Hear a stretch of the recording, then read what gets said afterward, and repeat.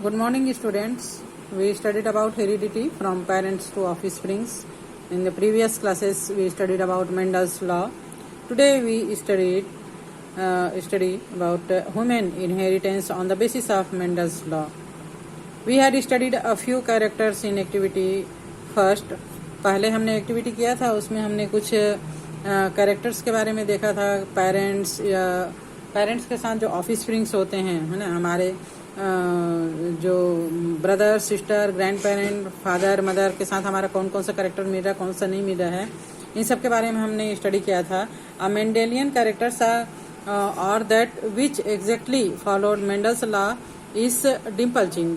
हमने देखा कि डिम्पल का चिन्ह जो है वो हमारे पेरेंट्स से मिलता है कि नहीं, हमारे भाई बहन का सेम है कि नहीं, हमारे मम्मी पापा दादा दादी किससे मिलता है. तो इस प्रकार हमने कुछ कैरेक्टर्स के बारे में स्टडी प्रीवियस लेक्चर में किया था. Today we studied about sickle cell anaemia, dreaded condition of heritable characters is an example of a character that follows Mendelian inheritance. आज हम सिकल सेल एनीमिया के बारे में जानेंगे, जो कि ऐसा ही मेंडल कैरेक्टर है जो ड्रेडेड कंडीशंस में होता है, और इसके बारे में आज हम स्टडी करते हैं. तो factors for sickle cell anaemia and their inheritance. The 11th pair of autosomal chromosomes, जो मनुष्य का 26 पेयर क्रोमोसोम्स होता है, उसमें से जो 11th नंबर का जो क्रोमोसोम्स का पेयर है, has factors responsible for formation of the protein haemoglobin. ये जो है वो हमारे बॉडी में ब्लड में हीमोग्लोबिन का फॉर्मेशन करने के लिए उत्तरदायी है. इसी के द्वारा हीमोग्लोबिन का फॉर्मेशन होता है. और जो हीमोग्लोबिन है वो 4 श्रृंखला में होता है, 2 alpha series and 2 beta series. What is the function of this protein? Refer to chapter 7 for the answer. Chapter 7 में इसका आंसर दिया है. The presence of this factor help in the formation of normal hemoglobin and normal disc like red blood cells. ये जो factor होता है, जो 11th chromosomes में होता है, प्रोटीन होता है, ये नॉर्मल हीमोग्लोबिन के बनने के लिए 2 alpha series and 2 beta series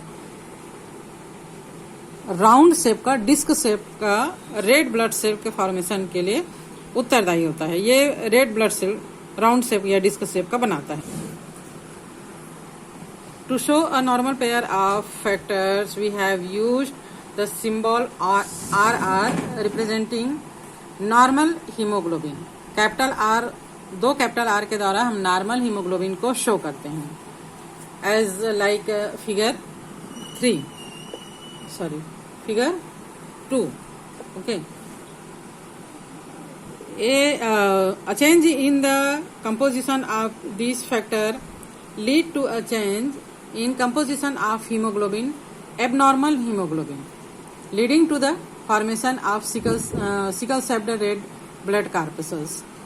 अगर इन जो ये 4 हमने बताया, 2 अल्फा एंड 2 बीटा जो सीरीज होता है, उसमें से एक भी अमीनो एसिड्स चेंज हो जाता है, तो जो रेड ब्लड कार्पसल्स है उसका शेप डिस्क के आकार का ना होके एबनॉर्मल हो जाता है, और ये जो है वो सिकल शेप्ड हो जाता है, लाइक हाफ मून के समान इसका स्ट्रक्चर हो जाता है. A condition represented by small r sickle cell blood cells have very little oxygen carrying capacity. तब जब सिकल सेल एनीमिया हो जाता है, ब्लड कार्पसल्स का जो शेप है वो हाफ मून के समान, सिकल के समान हो जाता है, तो ये प्रॉपर मात्रा में ऑक्सीजन को कैरी नहीं कर पाता. इसका जो ऑक्सीजन कैरिंग कैपेसिटी है वो कम हो जाती है. Moreover the life cycle of such cells are 15 to 20 days only, while that of a normal blood cells is 100 to 120 days. Normal जो ब्लड सेल्स होता है, जो डिस्क शेप्ड होता है, रेड ब्लड सेल्स, वो 100 to 120 डेज इसकी life होती है।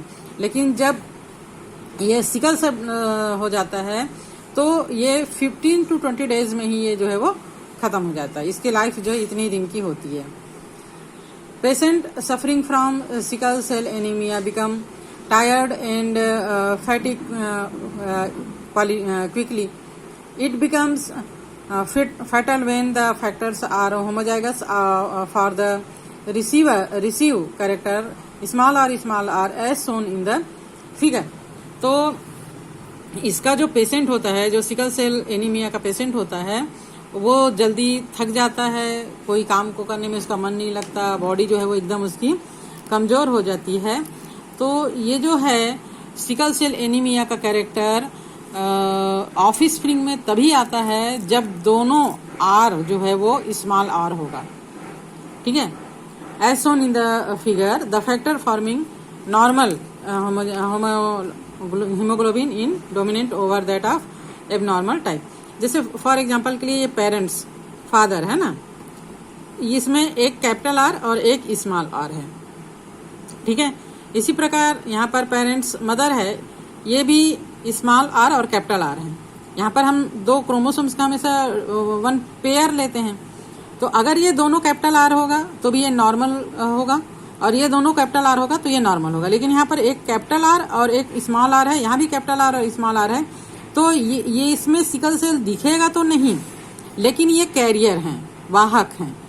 ठीक है, अब जब इनके ऑफिस स्प्रिंग होंगे तो इस कैपिटल आर और इस कैपिटल आर को मिलाकर ये आर मेल है ना, ये कैपिटल आर और ये स्मॉल आर मिलाकर आर ये भी मेल हो गया।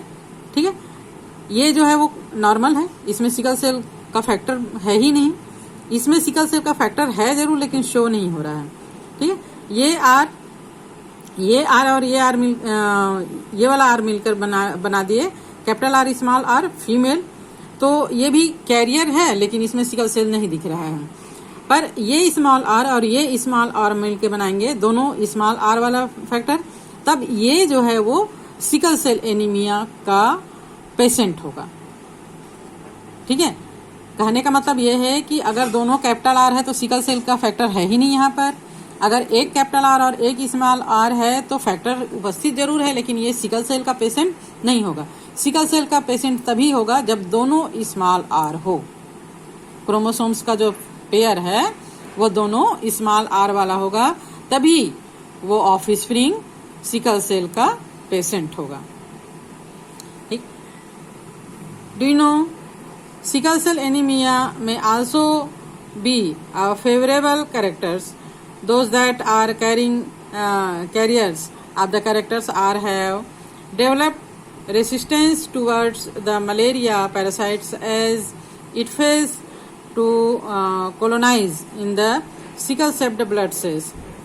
क्या आपको पता है कि जो सिकल सेल एनीमिया के जो पेशेंट्स होते हैं वो एक तरीके से उनके लिए ऐसे इलाकों में जहां पर मलेरिया का रोग ज्यादा होता है, मलेरिया डिसीज ज्यादा होता है, उसके लिए ये फेवर करता है कैरेक्टर। ये सिकल सेल का साइज हो जाने के कारण रेड ब्लड सेल्स में मलेरिया के जो वायरस है ना, ये मलेरिया का जो फैक्टर है वो डेवलप नहीं हो पाता, क्योंकि वहां पर ऑक्सीजन की कमी होती है। ये कॉलोनी नहीं मलेरिया का कॉलोनी वहां पर नहीं बन पाता, जीवाणु का बैक्टीरिया का जीवाणु वहां पर कॉलोनी नहीं बन पाता, जिससे वो ऐसे मनुष्य में जो सिकल सेल एनीमिया का पेशेंट है मलेरिया का रोग नहीं हो पाता। The incidence of sickle cell anaemia is seen in places that also have a high incidence of malaria. Okay, this is not only found in our state but in several other parts of our country as well as world, especially in certain African continents। ये जो है वो sickle cell हमारे देश में बहुत सारे area में पाया जाता है। सिकल सेल एनीमिया के पेशेंट मिलते हैं, इनको मलेरिया जो है वो नहीं होता। और एज वेल एज जो अमेरिकन कंट्रीज अफ्रीकन कंट्रीज है, वहाँ भी सिकल सेल के पेशेंट्स मिलते हैं, तो वहाँ भी मलेरिया जो है वो ग्रो अप नहीं हो पाता। नाउ आज के लिए हम इतना ही। नेक्स्ट डे हम पढ़ेंगे sex determination in human beings.